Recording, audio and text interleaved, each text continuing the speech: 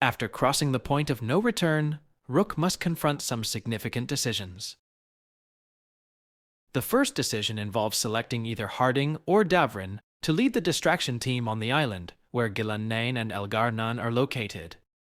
This team's mission is to divert Ghilan'nain's attention, allowing Lucanis the opportunity to use the dagger to eliminate her.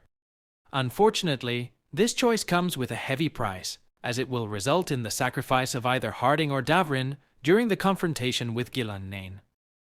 So who will it be?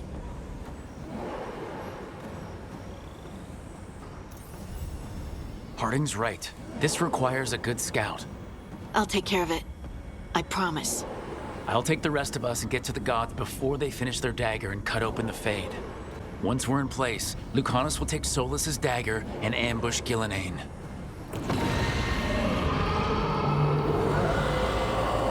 Elgar'nan's pet. One problem at a time. As long as he has that archdemon, he's invulnerable. Concentrate on Ghilan'nain first. We kill her, take the god's dagger, then deal with Elgar'nan. We should go. Wish me a little luck. You got it.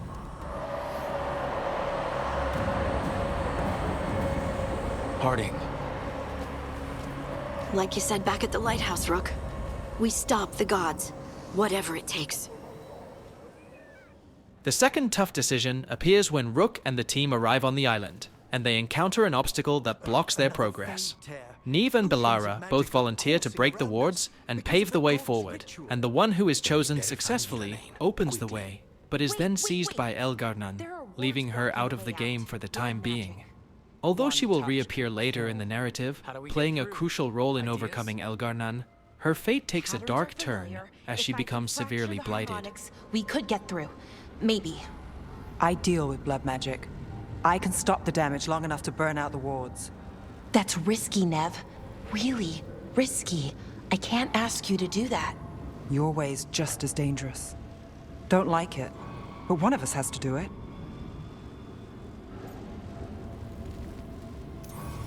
This is your territory, Belara. Just go slow. I'll be careful. I'll keep this Fade tear in check while you work, but with things so unpredictable, I fear anything might happen once we kill Ghilan'nain. Solas warned me that there'd always be costs and consequences to fighting gods.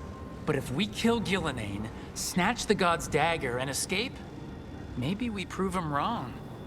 I dearly hope so.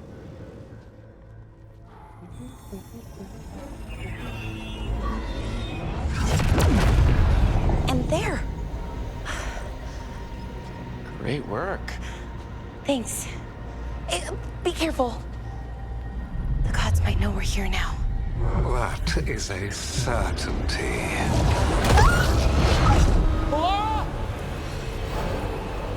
The Elven are a scattered people, but fret not. I shall bring your mage gently back into our fold. You can all be forgiven by embracing the wisdom of surrender. Continue, and even the dread wolf will regret what I do to his pawn. In the lead-up to the final showdown, the landscape of the battle can change significantly, depending on what has occurred earlier in the game. If you successfully navigated through Emmeric's story arc, you will encounter a formidable juggernaut construct, and if you haven't, a skeletal construct will emerge, under the command of Emmeric's old schoolmate. Furthermore, completing the regrets of the Dreadwolf side quest to gain Mythal's essence can bestow a new rune that will be invaluable in the fight against Elgar'nan. Also, the allies you choose to support the Veil Jumpers, the Crows and Lords of Fortune, and the Grey Wardens and Mournwatch can yield different results, influenced by the companions' level and the strength of the respective factions. In the best ending, after the fierce battle ends and Elgar'nan is vanquished, the Veil opens as a result of its connection to him, and Rook, empowered by Mythal's essence, along with Morrigan and the Inquisitor, manages to sway Solas into sacrificing himself to bind with the Veil and close it. Mythal's voice resonates with a weary Solas, guiding him toward the right choice, and the Inquisitor, deeply in love with Solas, offers to accompany him, ensuring he won't face eternity alone. Together they step into the Veil, bringing salvation to the world.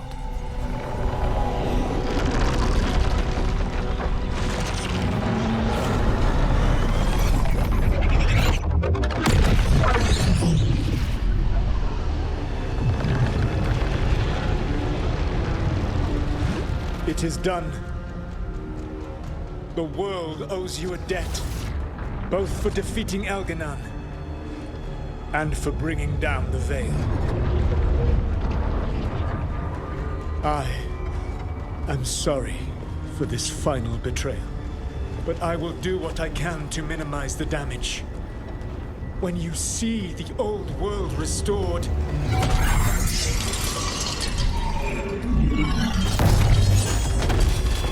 please, Rook. I do not wish to fight against you.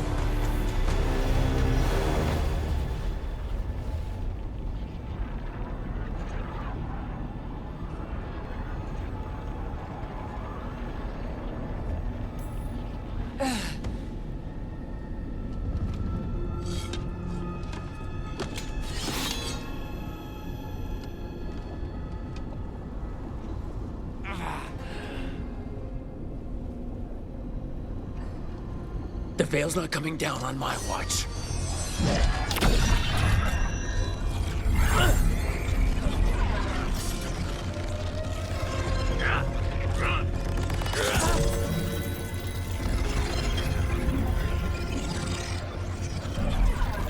It is over. You could never stand against me alone.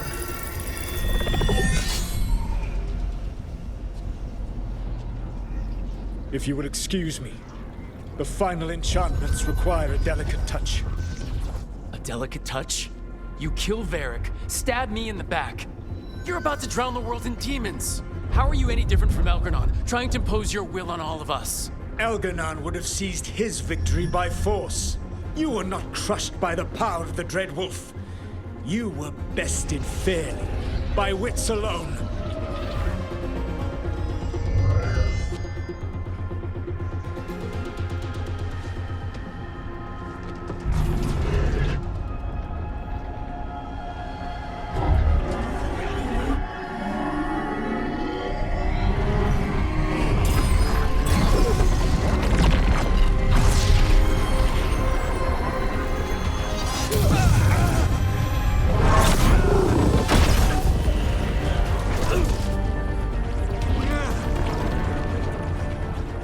Dagger was a fake. Here's the real one.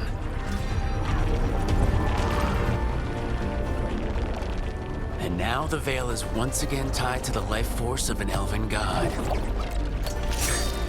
Bested fairly by wits alone. I taught you well.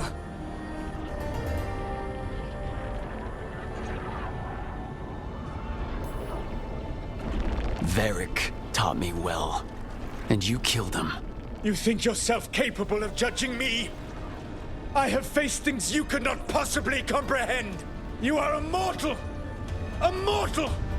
And I am...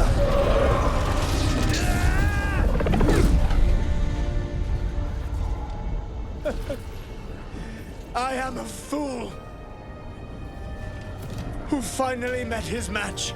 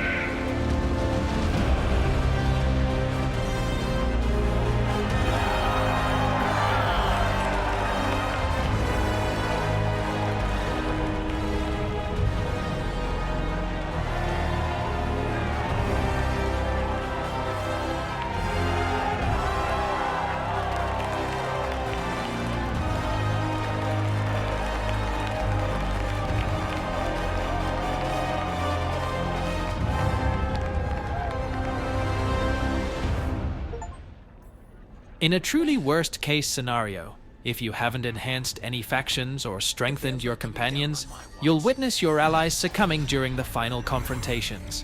After Elgar'nan's demise, Rook has the option to battle Solas instead of opting for dialogue or deception. This confrontation unfolds as a cutscene, dictated by your current reputation and alliances, leaving you with no control over the outcome.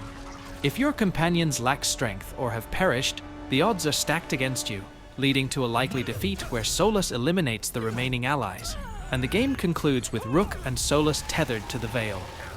While the world is ultimately saved, it comes at a significant price, leaving Rook and their companions as mere memories of fallen heroes.